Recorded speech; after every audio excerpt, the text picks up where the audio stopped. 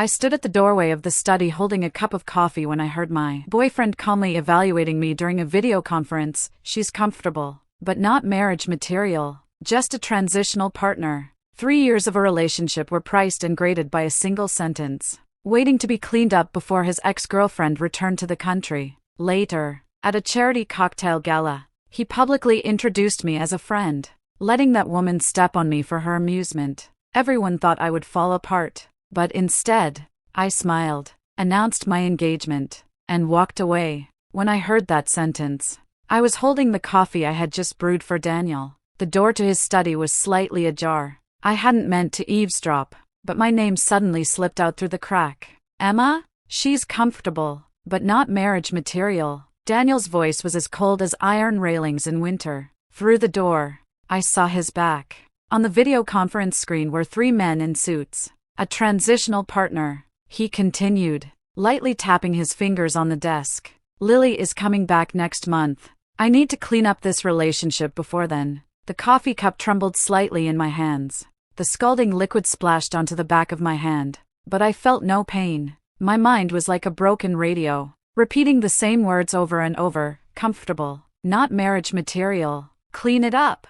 Daniel ended the call and turned around, only then noticing me standing at the door. A flicker of panic crossed his face before it quickly settled back into calm, as if he hadn't been the one who said those words moments ago. How long have you been standing there? He asked, a trace of tension in his voice. Long enough. I set the coffee down on the desk. You just said I'm not marriage material? He sighed, as if I were a child incapable of understanding complex ideas. Emma, we have to be realistic. Marriage isn't just about feelings. It's a partnership. It requires matching backgrounds. Matching backgrounds? I repeated, chewing on the phrase like flavorless gum. Listen. He stepped closer, placing a hand on my shoulder. I've enjoyed our time together. You're warm. You're comfortable. But marriage? That requires more. Lily and I, we belong to the same world. I looked into his eyes. These were the eyes that once told me, I love you. Now they were telling me, you're not good enough. So I'm a transitional partner? My voice sounded terrifyingly calm. Like a temporary apartment? Living there until the real home is ready? Daniel frowned. Don't make it sound so harsh. We had good times. Didn't we? That night, I ran a test. I want to meet your parents, I said over dinner. We've been together for 3 years. It's time to be more official, don't you think? Daniel put down his knife and fork. The silverware clinked sharply against the plate. No. Why? He looked straight at me, not a trace of apology in his eyes. I won't marry someone from a farm background. The words hit like a slap. Not to my face, but to my soul. My parents run a small organic farm in Wisconsin. Daniel had visited once, polite, distant. Now I understood. He wasn't visiting family. He was visiting a zoo. So that's the standard? I heard myself ask. Your wife has to come from the right kind of family. This is reality, Emma, he said gently, like he was explaining why the sky is blue. Marriage isn't just about 2 people. It's about 2 families. Lily's father is, you've made your point. I interrupted, standing up. I understand. I walked out of the restaurant with my back straight, but inside, something collapsed. Not love, that had died the moment he said the word comfortable. It was my dignity, publicly priced, categorized, scheduled for disposal. That night, I didn't cry. I stared at the ceiling, counting my heartbeats. Each one repeated the same sentence, he's not afraid of marriage. He just doesn't want to marry you. And the worst part, when he said it, he didn't even think he was being cruel. He was just stating facts, like reporting the weather. To him, my love was simply a relationship that needed to be cleaned up. At 3 in the morning, I made a decision. Since he saw me as a transition, I would transition properly, out of his life. A week later, Daniel asked me to accompany him to a charity gala. Dress appropriately, he said. This is important. There are some key investors. I chose a simple black dress. I wore none of the jewelry he had given me, those now seemed like wages. Payment for my comfort. The gala was on the top floor of the tallest building downtown. Crystal chandeliers dazzled. Champagne towers loomed impossibly high. Everyone laughed, but their eyes were void of joy. Then she appeared. Lily Zhang, Daniel's ex-girlfriend, just back from London. She wore a silver gown, like a mermaid freshly ashore. Every eye in the room followed her, Daniel's included. Daniel! She ran up and hugged him. The hug lingered longer than necessary. Then she turned to me, appraising me from head to toe. "And this is Emma," Daniel said, lightly placing a hand on my back. But the next second, he withdrew it. Lily smiled. "Oh, you're the girl who made Daniel less lonely." She turned to the others. "Daniel has never been good at taking care of himself. Lucky for him, he has a friend like Emma." "Friend?" A man with gold-rimmed glasses raised an eyebrow. Daniel cleared his throat. "Emma and I? Just friends." 7 words. Just friends.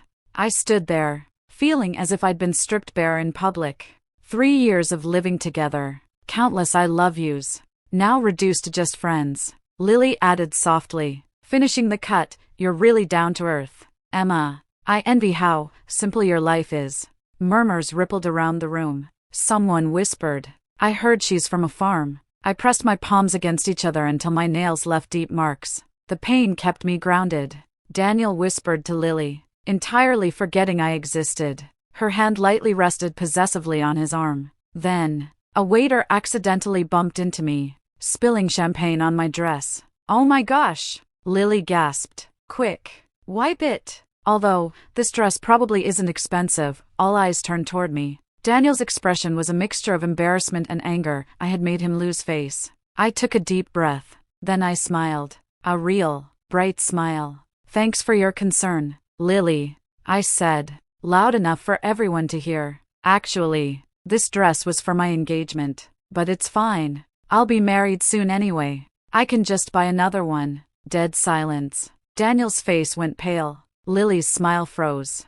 "You're getting married?" Daniel's voice strained like a snapped string. "Soon." I kept smiling. "When you meet the right person, you'll just know. Unlike some people, who are forever chasing a matching background partner." I turned to the waiter. "Don't worry, accidents happen." Then I turned and walked away. My heels clicked against the marble floor with purpose. I didn't look back at Daniel. I didn't cry. I didn't run. I didn't collapse. I simply exited calmly, like leaving a movie not worth watching till the end. When the elevator doors closed, I saw Daniel rushing toward me, panic etched across his face, an expression I had never seen before. Too late. As the elevator descended, I told myself, the rules of the game have changed. From now on, we play by my rules. The next morning, I received a text from Daniel. "We need to talk. About last night." Then another, also. "I think you should start looking for a new place. Lily is moving to the city. It'll be more convenient." I stared at my phone. No apology. No explanation. Just orders. Clear yourself out. Make room for what truly matters. Interestingly, I didn't feel sad. Just a cold clarity. I looked around his apartment. 3 years I had thought it was our home. Now I saw the truth. My belongings were pitifully few. A few clothes. Some books. My favorite mug in the kitchen. No photos, we had none he couldn't dismiss as tacky. No furniture purchased together, his taste was more refined. I was a long-term tenant, always at risk of eviction. In the bedroom, I found a small box filled with my cheap affections, handwritten cards, movie tickets from dates, maple syrup from the farm. He said it was too sweet and never opened it again. I carried the box downstairs to the trash. A card fell out, my handwriting from 3 years ago. "Meeting you was the luckiest thing in my life." I tore it into pieces. Deleting photos was simpler. I scrolled through my phone. The few selfies we had were always avoided by him. "Don't be cheesy," he said. Now I realized he never wanted proof we were ever a couple. Finally, contact information. I blocked his number and unfollowed him on social media. Not in anger, but as calm clearing. Like cleaning a room I no longer needed. After everything, I sat in the empty living room, waiting for a feeling, heartbreak, anger, loss. But there was none. Like a rotten tooth finally pulled. Empty, but painless. Then, my phone rang. It was my dad. "Sweetheart, your mom made your favorite apple pie. When are you coming home?" I gripped the phone. 3 years I rarely went back. Daniel always said the farm was too far. Too inconvenient. Wi-Fi is bad, Dad, I said, voice unusually steady. I'm ready to go home. There was a pause. Then he asked, did something happen? A lot, I said, looking at the city skyline. But most importantly, I woke up. I hung up, taking a final look at the apartment. The place I had thought was my whole world now seemed small and pathetic. Daniel thought he was clearing me out, but he didn't know I was clearing him too. From my heart, my future, my sense of self-worth. And the process would be far more thorough than he could imagine. Lily reached out on the third day after I moved out of the apartment. We need to talk, she said on the phone, her voice sweet like poison. About Daniel. We met at a cafe. She was 20 minutes late, then sat down with the elegance of someone granting me the honor of her presence. First, I want to apologize, she said, stirring her latte. Daniel shouldn't have introduced you like that in public. Although, what he said was true, the delivery could have been gentler. I watched her performance quietly. Actually, I wanted to reach out earlier, she continued, lowering her voice. There are things Daniel will never tell you about your relationship. I raised an eyebrow. For example, you interfered in us. Her gaze sharpened. 3 years ago, Daniel and I were only temporarily apart. Then you appeared, taking advantage of the gap. I almost laughed. 3 years ago, Daniel told me he had been single for 3 months. Now it seemed the timeline had been carefully edited. Interesting story, I said. Any evidence? Lily took out her phone and swiped to a photo. A picture of her and Daniel together. Timestamped August 3 years ago, the exact month Daniel and I started dating. But photos can be altered. I knew, because Daniel had taught me. He once said it was necessary for work. Daniel always felt guilty toward me, Lily said, putting her phone away. So he kept you around for so long. But now I'm back, it's time to correct the mistake. So you want me gone? I want you to understand. She held my hand, her gaze frighteningly sincere. Some people don't belong in certain worlds. Staying by force only leads to hurt. Then, an accident happened. A waiter carrying 2 cups of hot tea passed by. Lily suddenly screamed and jumped up, bumping into the waiter. Scalding tea spilled onto her arm. Chaos erupted. Lily wailed, pointing at me to the manager rushing over. She pushed me. She deliberately collided with the waiter. I froze. I watched her arm blister from the hot liquid. Watched her perfect performance. Emma, why do you hate me so much? Lily sobbed. I just want back what's mine. The crowd stared at me with judgment. Someone was already taking photos. 10 minutes later, Daniel stormed into the cafe. He didn't look at me, only rushed to Lily. She pushed me. Lily cried, because I told the truth about us. Daniel turned to me, eyes icy. Did you really do this? I didn't. Enough. He interrupted. I've seen your jealousy before, but I didn't expect you to be so malicious. He scooped Lily into his arms and headed for the door. At the threshold, he paused, looking back at me one last time. Don't contact me, he said, ever. Then he left, leaving me facing accusatory stares, whispers, and phone cameras. Lily looked back at me from his arms, out of Daniel's sight. The corner of her mouth curved almost imperceptibly. She was smiling. At that moment, I understood, this wasn't an accident, it was orchestrated, and I had already fallen into their trap. Labeled as dangerous and malicious, Daniel made his choice. He chose to believe a carefully staged lie over 3 years of lived experience. Fine. Now I made my choice. In the following days, I was completely cut off from explanations. Daniel refused to answer calls. Mutual friends messaged, I heard you did terrible things to Lily. Can't believe you're that kind of person. Lily posted a photo of her injured arm on social media. Captioned, some people disguise themselves with love until the truth comes out. She didn't name me, but everyone knew who she meant. My name became synonymous with that crazy woman in a small circle. The irony, the burn on my hand had blistered too. It had been splashed when the waiter fell. But no one cared. In Lily's carefully staged story, she alone was the victim. 3 days later, I developed a high fever. The wound on my hand became infected. I went to the clinic alone. The doctor said sternly, you need to be hospitalized. I was admitted to the city's top private hospital. A single room, Park View. Ridiculously expensive. But I paid in advance with my credit card, a secret Daniel never knew I had. The second day of hospitalization, a nurse said, "You have visitors. Your parents." I was stunned. I hadn't told them. When the door opened, I saw them, plus another man. My father, in his best plaid shirt. Worry etched across his face. My mother, eyes red. And behind them stood a man in a dark suit. Ethan Reed. My father's lawyer and our family friend for 30 years. He carried a briefcase. His expression grave. Courtroom ready. "Sweetheart." My mom rushed to hug me. "Why didn't you tell us?" "I didn't want you to worry," I said weakly. "It's just a small infection." "An infection requiring hospitalization is not small," Ethan said, his voice calm and measured. "And based on what I understand, the reason for this hospitalization warrants a deeper discussion." He opened his briefcase and pulled out a stack of documents. "First, regarding defamation," he said, "Miss Zhang's suggestive posts on social media constitute reputational damage. We have sufficient evidence to counteract." I blinked. "Evidence?" "The cafe has surveillance," Ethan said. "I obtained the full footage through connections. It clearly shows you were bumped, and Miss Zhang herself collided with the waiter." Mom squeezed my hand.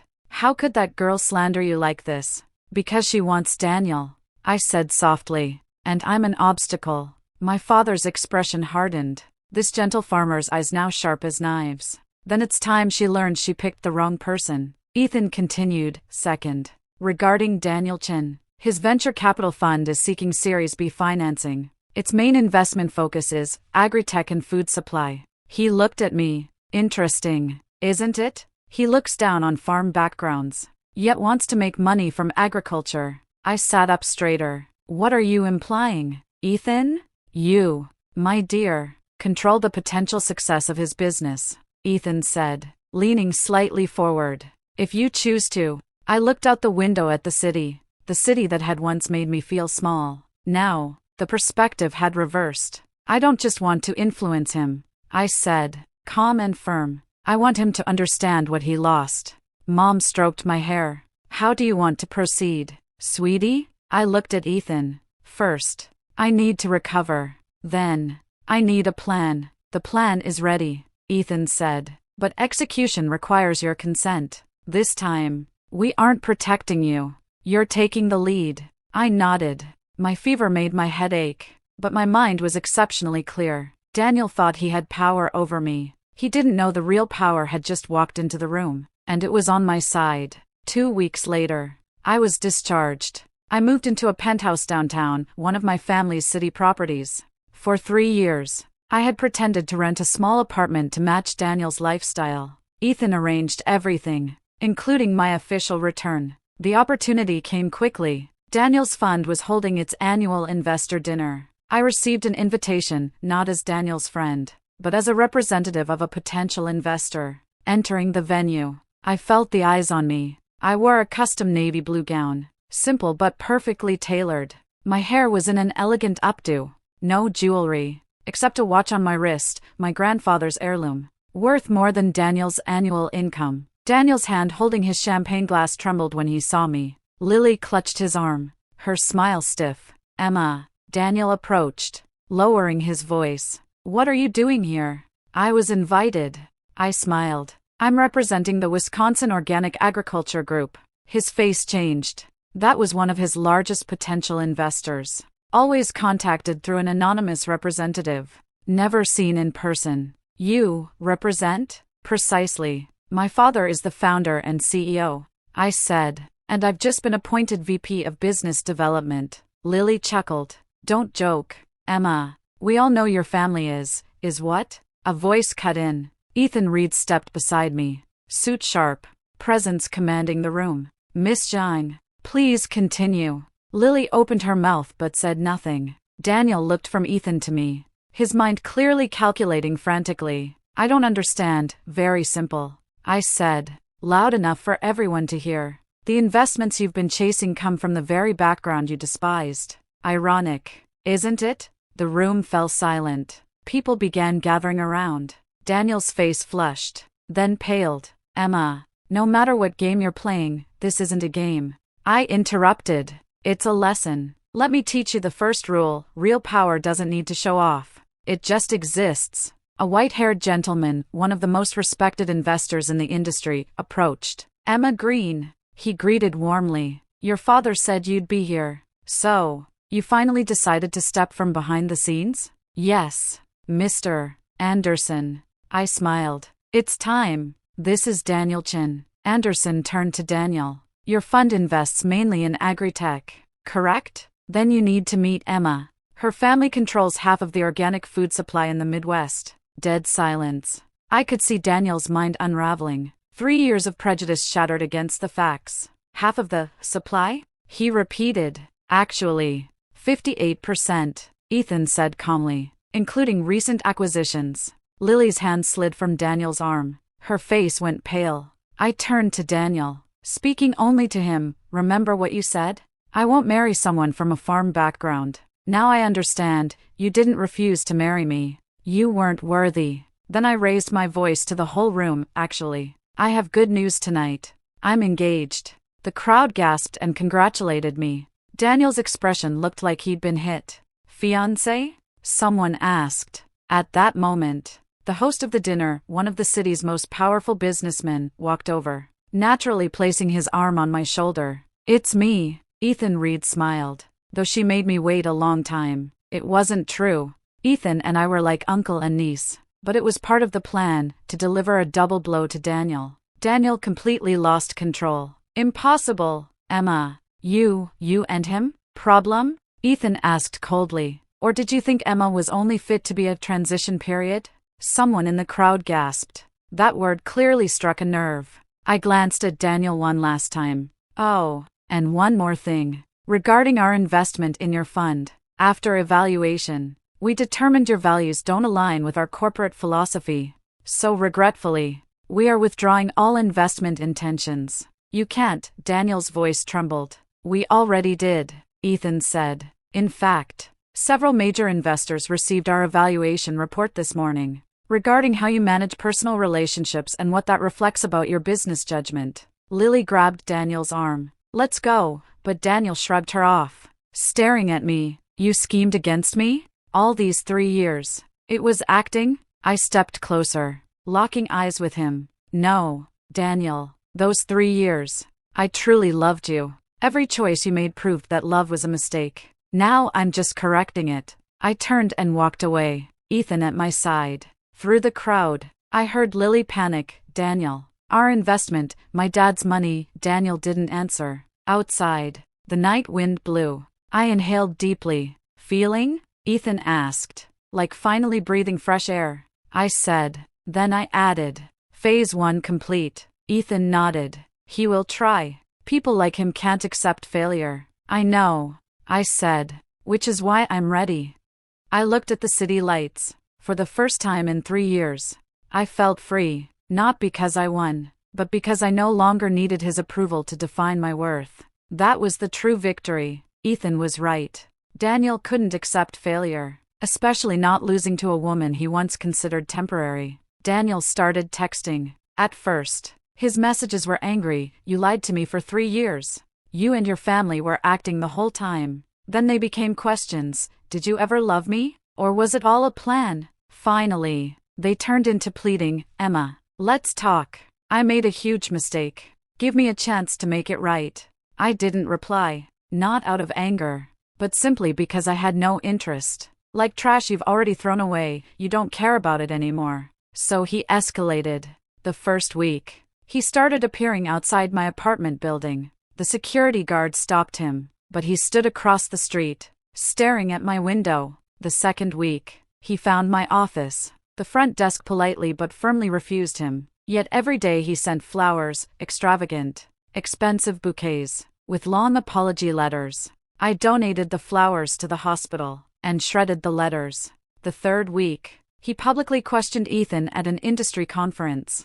Mr. Reed, he stood during the QA. Does your relationship with your fiancé affect your professional judgment? For example, in your advice concerning me and my fund? The room went silent. Ethan calmly adjusted the microphone. Mr. Chin, my professional judgment is based on facts and law. As for my private life, It is irrelevant to this meeting, but since you bring it up, yes. I did advise my client to reassess cooperation with you, based on your recent instability and poor judgment. Some in the audience chuckled. Daniel's face flushed. This is revenge. Because of Emma. MS. Green. Ethan corrected. Now Vice President Green. She doesn't need anyone to seek revenge for her. She is fully capable of handling her own affairs. That night, Daniel, drunk, came to my apartment building. This time, he bypassed security and knocked on my door. I saw him on the security camera. Hair messy, tie crooked,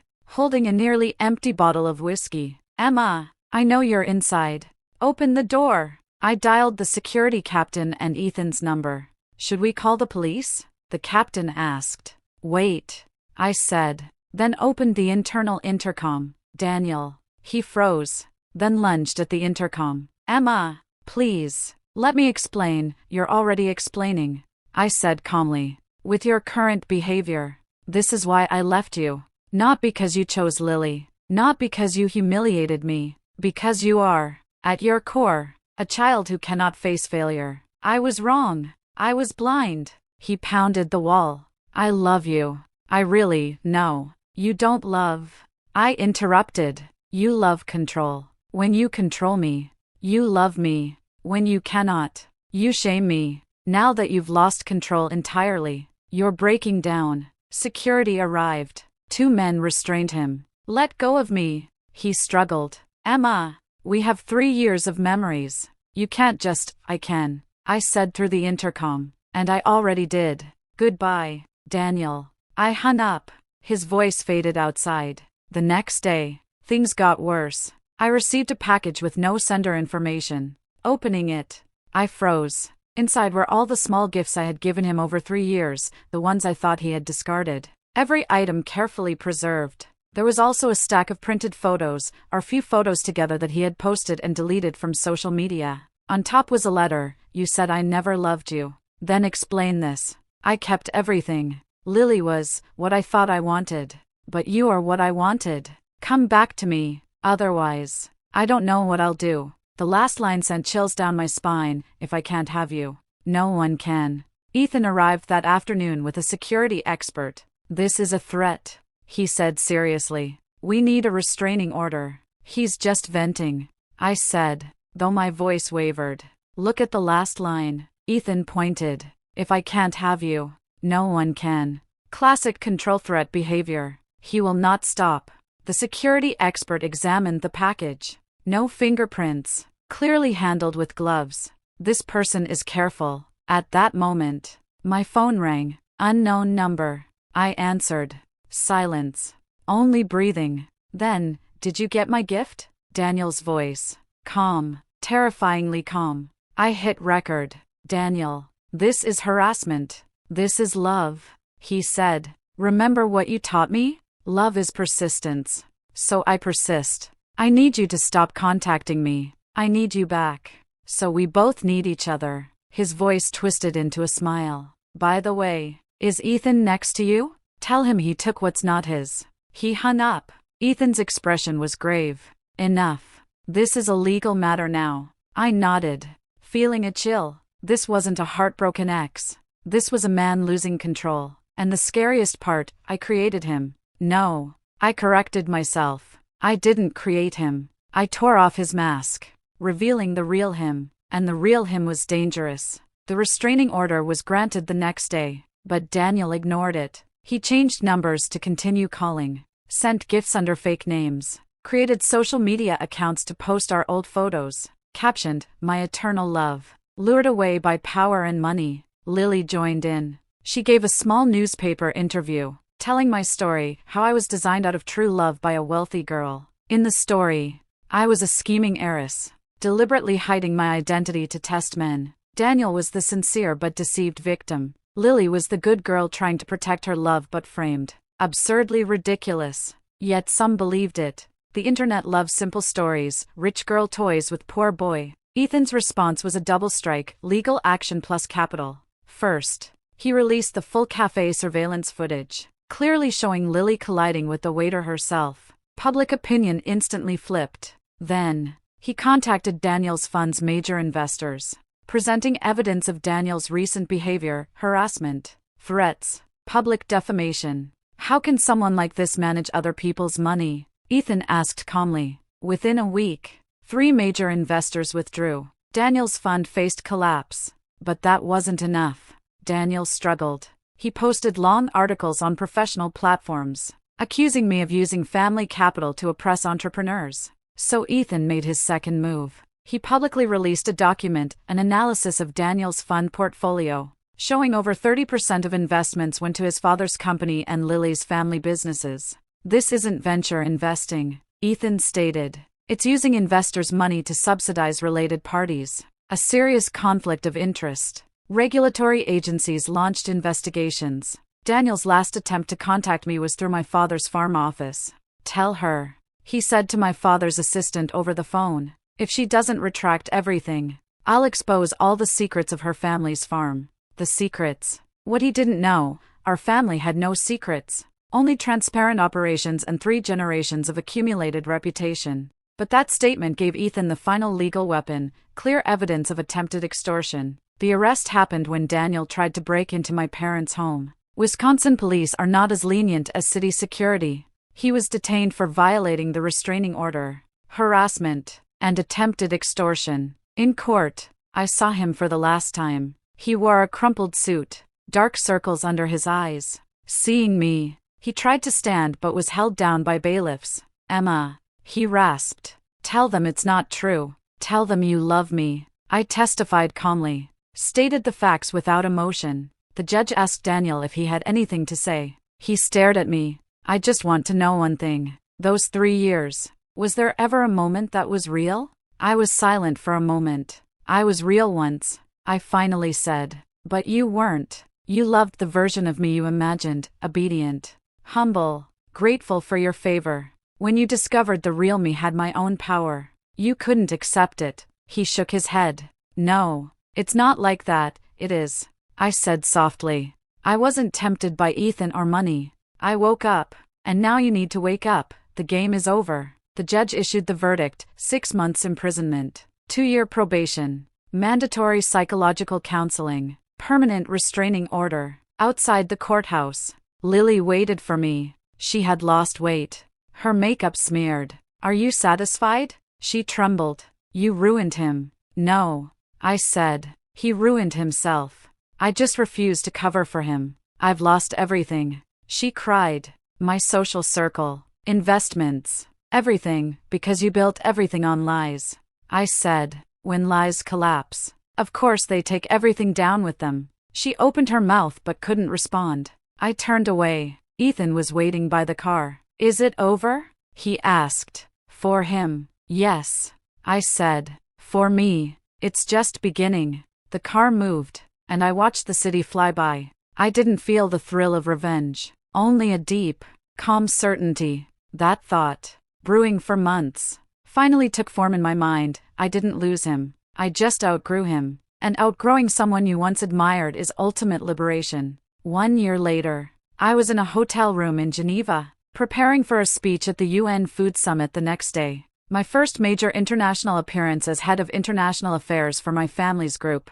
My phone lit up. It was a message from Ethan. The news is out. Want to see? I clicked the link. It was a business report. Title, From Venture Darling to Farm Laborer, The Fall of Daniel Chin. The article was brief but brutal. Fund dissolved. Investors suing. Personal bankruptcy. The final paragraph described him now working as a seasonal farm laborer in California, ironically, on one of our family's organic farms, which he didn't know belonged to us. The article included a blurry photo, him in work clothes, bent over in a tomato field, a stark contrast to the custom suit he wore a year ago. News about Lily also circulated. She married a man twice her age to save her family business. The marriage lasted 4 months and ended in scandalous divorce. I closed the page. No satisfaction. No pity. Just like reading a stranger's story. Ethan texted again, need action? He can get another job. I thought. Then replied, no need. If he works seriously, treat him fairly. If not, handle it normally. Fair. That's the only thing I was willing to give. The next day, my speech at the summit went flawlessly. Afterwards, a group of investors approached. One asked cautiously, Ms. Green, I've heard some rumors about your past. Will they affect your group's reputation?